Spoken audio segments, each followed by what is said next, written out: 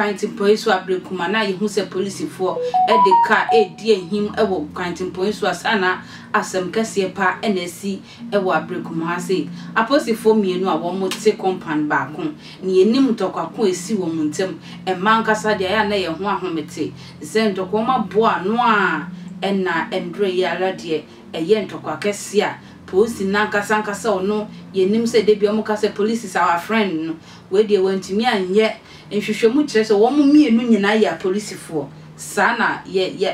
emu hwehwemu ahwe se wo mo nyina ye police fo na ntokwa ne ba ye eye pani a wo mo no kita dibre e police adwuma no madi nso hye ekosi jaso e ma ne hu ye tisania wo pese ututu akokwa nso hye ne ye no odi begu eye ne yonko ni colleague ai the other police ne so a se sister no wa hyehye esen ase ne body ne nyina anane ankasa ma yehwefo ne nimra Ghana Police Service and so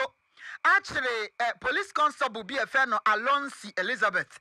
Auntie Lizzie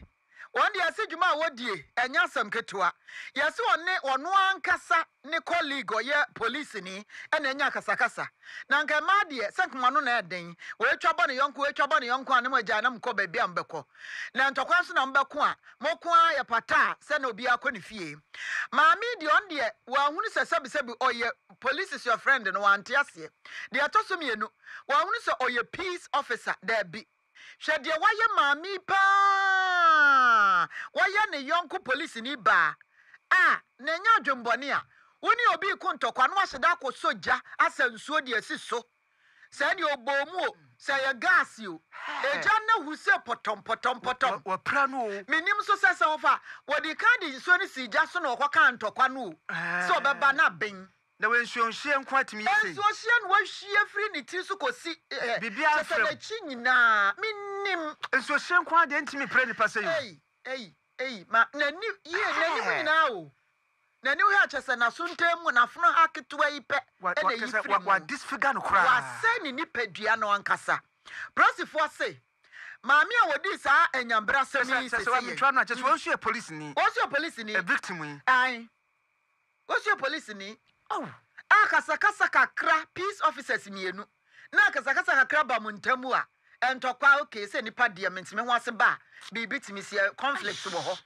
na atimi kono ansuo mansuo ne hu e ma ba hwie de gu obi so a na se wa premeditate ya se wo sheda bo utirim se wo bedi nsemone na wodi sa nsemone no nso ampa attempting to pour water and pouring water. Enti edina so amene press force da bi omuntimi ntina se enyo nhwe ha mo o ma mfichire no boni sei entimi nsi enti Elizabeth Antilizi ye ka se ya wona ahwe nsuo e de agu ono nso ne colleague ba ko eso ya wona ne ye adwuma no sei asam na press force om ne pa wo mo so matintim official statement a asam a wo ka kire se suspect no o wa press force kukum ya wo hyem ya wo mo ye asam no nhwemu ya ka se Aprosifo de woman hye ya ewo ho eye internal disciplinary proceedings and wo mugusu de ya adwumanu achi emra so ho ya edu begina court enti wo mu ni mumra no hye ndada legal prosecution ewo ho eno so wo mugusu a wo mu ekọ animu na baba ho wo pra ye mu odini se de ye kan ya nanim na chi ne bum ne nufu no kra de sebe efa echese wanane ni nipadua na ma no ama sesei aye ensempi ese so wayar sabia woje arhwe etu hese de otiwo ya obunyam chese eyawmu ene wo wankasa police constable Elizabeth ensu ohwie de gu ne so no pa maami so a wo ho a we pray ye fe no Irene na kasakasa kakra ne ba wo ntamu a polisifu amane ne chese o statement ne chese kasakasa kakra ene ba ya ye nima bufuo kura ba lizimu ya wakohwie nsuohie ahuro se de dikotutu akokọ na minim so hu police ni Irene yi se o ya akokọ ko hwie gu ne so twawu amen nehwe eti aposifo se asem no wo mu kura mu pa na ya interdict ne ya twena si nchen ya je se de police adwuma no ya twena si nchen ya wo aposifo kokuma wo mu gu asem no so de besi bia so when ma for Facebook for ni bi yes be I sa no more comment in fact se wa koto story a wa kan enim se won kan se na prosifo so anya so mo e de show bato e bi na esusuo se ade no wo mo e ko be ma ho a prosifo ma mienu no wo mo ko commander bi ho ana sesen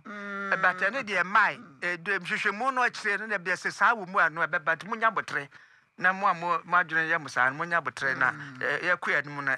de wo bia beba asam na nkasa na omsiesi wa anya na wo mu mienu no ye adwuma ye police quarters na ya rent ama wo mu ni mu bi ai e na makai ankasa ba kra am ne ye adwuma aswara pa o frame say akura ne fenze aswara pa yo na bayi wa frame enne ya do was it him ya no production o send me message na me kra ma hunu ye beba na o san frɛ say wo kodi story bi achi na yeso obi ahwe suohyegu oba bi so